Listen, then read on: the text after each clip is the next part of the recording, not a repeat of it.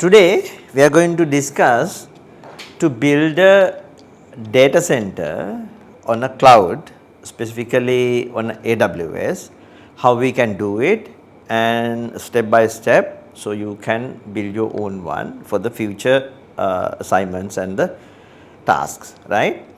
So, then after that we are going to transit into the Docker if we have time, if not that will go for a next day. Okay. So, usually when we work on a solution, we need a data center to host our data and the infrastructure, right. So, before the cloud comes, we used to have something called on-prem data center. This on-prem mean on-premises data center, right, on-prem data centers. So, on-prem data center mean we get a building and then we install AC and the different power solutions to that, and we put the servers there. The problem is the servers getting very hot, right. So, very hot mean the not hot that hot, right, it get very warm because of the processing. So, when you run a bunch of servers, it is natural you get the high temperature inside the rooms. So, now AC also need to have redundant AC. If some ACs goes down, you need to have other ACs to take over, right, and the power has to be redundant, because if you get these servers in your desktop machine, you only have one power cable, this server has two power cables sometimes, right. So, what some people do is they put a multi-plug and put two power cable, right. So, why is there? It is for the redundant power. Either this should be a gen power or this should be the grid power or something like that. Okay. So, now you need to have the AC, maintenance, right, cooling systems, and someone to security, right, some administrator or someone available 24/7 if something goes wrong. There are so many costs. So, when the cloud comes, we transfer this to cloud, right. So, I am not purposely drawing this like this, we have a lot of people trying to do is a cloud. Okay. So, now when you go to the cloud, you do not have to maintain your own AC, power, security or anything. Why? Because cloud taking care of it, right.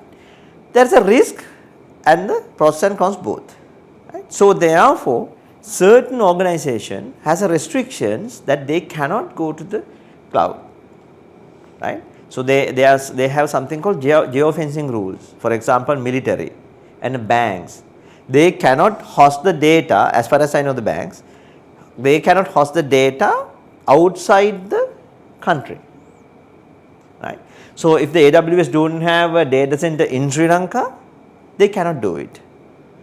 Why? Because data is moved to the outside the country. What happens is, when you go to the cloud, we get an account and we provision our own resources, and then we put our data and everything onto the cloud.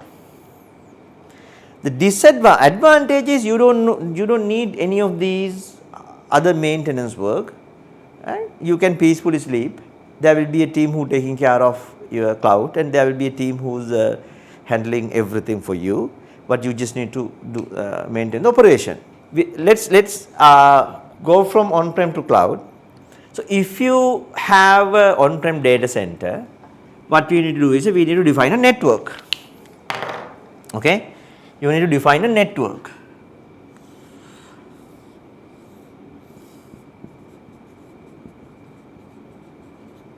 Okay, you need to define a network.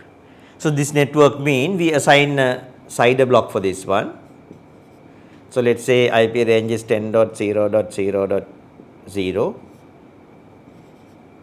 okay, something like that. We still did not discuss about the subnets and IP. So, do not worry about what it is, just learn as it is. So, now here we probably hosting multiple projects.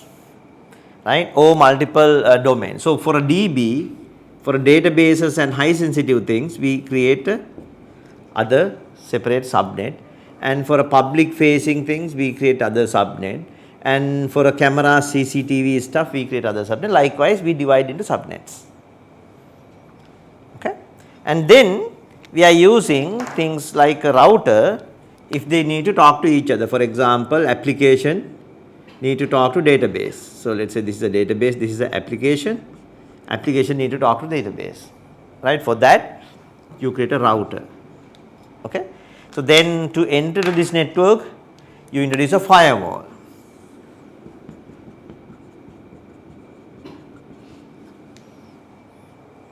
Okay. So, now this is how we usually operate, and then we own the data center, but we do not own the internet on the country. So, let us say we get service provider 1, service provider 2 and service provider 3 probably, right, and then we get the internet from them to our data center, right. So, data center means not to the wall, but to the network, right, they get the data. Ideally, if you are looking for very high available internet connectivity, probably one of these should be satellite based, right. So, now we have a Starlink, but before we had only one service provider who has that feature, right. Why? Because all they connect to the cable. If the cable break, every service broker, every service provider going to get a hit with that, except this one. So, likewise you need to plan what you want. If you do not need that much of critical connectivity, it is not a big deal, but just say you are having a air flight booking system or flight control system or something like that. So, just because of, so there are certain strategies, right, isolation level. So, whether you need to survive with the location isolation, or you need to survive with the country level isolation, whether you need to survive with the region level isolation, right. Something happened on this area, right, should your system survive. Something happened on your entire Colombo, your system should survive. If something happened on the western province, should survive. If something happened in entire Sri Lanka, like what happened in the previous days, like the power cuts and every outage, it affected this entire country, right. So, then how it should go if you had the prolonged power cuts. So, that is how you design on-prems, right. There are organizations, they store like 30,000, 40,000 diesel on premises. In case something happen like countrywide outage, they can run their own generators and power the system for 128 days or something. But still, now like you can run everything, but the connectivity break, you are stuck. So, they need something like this. Okay. So, this is how you build your on-prem data center. So, now we are going to convert this to cloud data center.